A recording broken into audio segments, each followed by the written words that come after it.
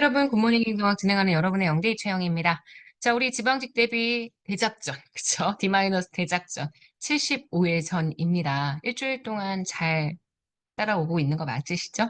예, 국가직 보고 난 다음에 완전히 멘탈이 나가가지고요. 되게 힘들어 하시다가 정신 차리고 아마 지난주에 열심히 공부했을 것 같은데, 여러분 이번 주에 처지시면 안 됩니다. 이번 주도 똑같이 지난주처럼 지난주보다 더 힘내서 공부하셔야 되니까 여러분, 오늘도 한번 파이팅 해보자고요. 자, 1번 문제부터 한번 들어가 보도록 하겠습니다. 직위분류제.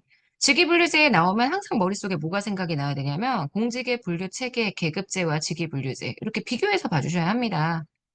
당연히 직위분류제의 특징은 계급제에 비해서 발생하는 특징이기 때문에 문장에서 직위분류제의 특징이 맞는지 계급제의 특징이 맞는지 생각이 나셔야 되고, 직위분류제란 표현 보자마자 직무의 종류, 난도, 책임 요걸로 공직을 분류하는 게 굉장히 과학적인 방식이 직위분류제.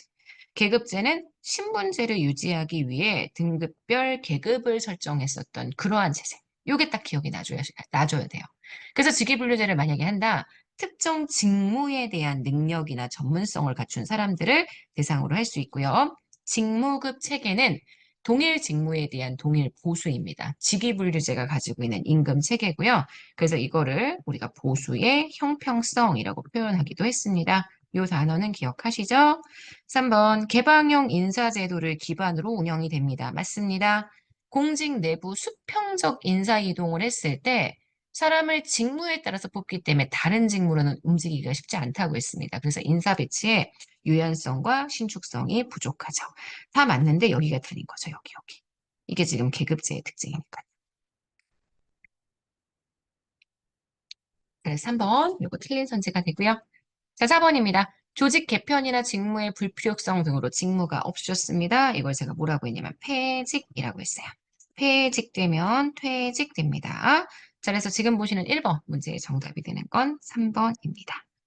자, 2번입니다. 서비스의 재화해야 및 서비스의 유형에 대한 설명을 옳지 않은 것, 시장제. 이거 보자마자, 아, 맞아. 경합성, 배제성 얘기했었지. 배제성과 경합성 둘 다 있기 때문에 얘는 본래 시장에서 거래가 됩니다. 정부가 개입할 필요가 없는 재화인데요. 만약에 가치제, 기억나세요? 소비자의 보호와 서비스 안전을 위해서라면 행정이 개입할 수도 있죠. 그러니까 이거 보자마자, 아, 사바스가 경합성, 배제성으로 나누었지? 내용이 정말 머릿속에 되게 뭐라고 해야 돼요? 약간 이미지처럼 싹 스쳐 지나가야 돼요. 그래야 문제를 풀죠. 공유제, 아시겠지만 과다 소비합니다.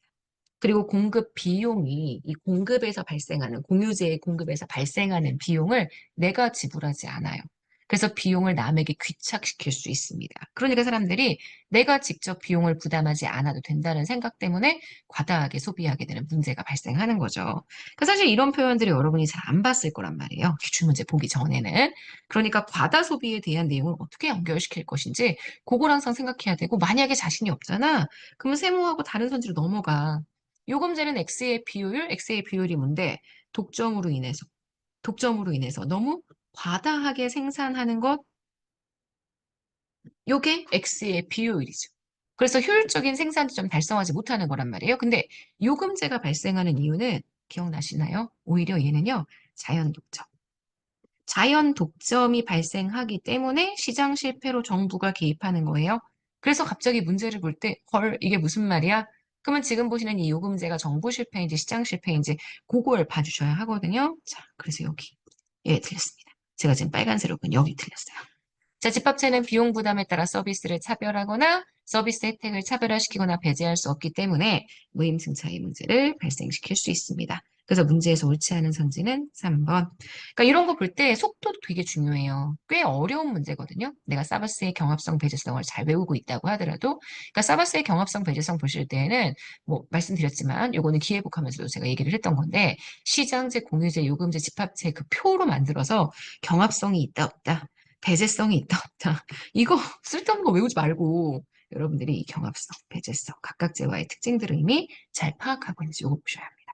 자, 이번에 정답은 3번입니다. 3번 갈게요. 행정 가치에 대한 설명으로 옳은 것. 가외성은 예측하지 못한 행정 수요에 대한 대응을 가능하게 하죠. 행정의 신뢰성을 제고하고. 공익의 실체설은 공익을 사익 플러스 사익의 합으로는 절대 설명할 수 없다. 이렇게 본다고 했어요. 사익과 사익의 합으로는 설명할 수 없다. 혹은 사익보다 더 크다. 그래서 사회 간의 타협이나 집단 간의 상호작용 산물로 보는 과정설과는 차이가 있습니다. 기계적인 효율성은 수치적 효율성이죠. 그래서 비용 대비 편익의 크기로 측정이 되고요. 행정의 사회적 목적, 다양한 이익들 간의 통합 조정은 기계적 효율성보다는 오히려 사회적 효율성의 내용으로 봐주셔야 합니다. 자, 수평적 형평성은 같은 것은 같게 취급하는 거죠. 동일한 기회를 균등하게 주는 걸 설명하기 때문에 지금 여기 틀렸고요. 실적과 능력의 차이로 인한 상이한 배분이라면 이거는 수직적 형평성, 합리적 차별이 들어가 있는 수직적 형평성을 의미하는 표현입니다. 그래서 이 문장은 얘를 수직적 형평성으로 바꿔주시면 맞는 선지가 될 거예요. 자, 그래서 지금 보시는 요거 4번, 예, 틀렸습니다. 문제에서는 옳은 거 고르라고 했죠? 또 답을 제가 이상하게 쓸 뻔했네요. 옳은 건 1번입니다. 자, 4번입니다. 다음 글의 저자가 그 주장으로 옳은 거. 이것도 제가 기획 수업했어요. 하면서 설명을 했어요. 격언에 대한 일반적 사실 하나는 예를 들어 뛰기 전에 살펴라. 지체하면 자는 진다. 어떤 건 뛰기 전에 살펴라라고 얘기하고 어떤 건 지체하면 진대.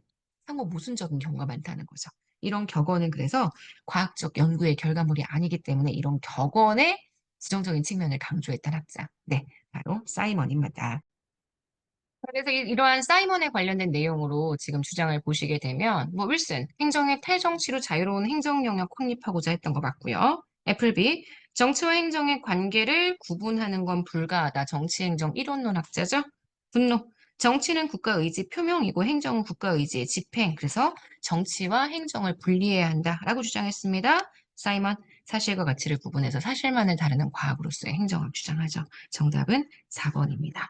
사실 이 문제는요. 밑에 있는 이 하나하나의 선지가 지금 다 맞는 선지들이에요. 그래서 여기 나와 있는 이 제시문이 사이먼 제시문이라는 걸 알고 있는 상태에서 풀어주셨어야 되는 문제라는 점, 요걸 잘 기억해 주셔야 합니다. 자, 여기까지 보시면 우리 오늘 75일 전, 바로 월요일 지방직 7급의 1번부터 4번까지 풀어본 거죠. 여러분, 이번 한 주도 정말 좋은 한 주가 될 수 있도록 열심히 애써 봅시다. 정말 오늘 하루도 여러분 거고요. 우리 내일 아침에 또 만나도록 할게요. 여러분, 안녕.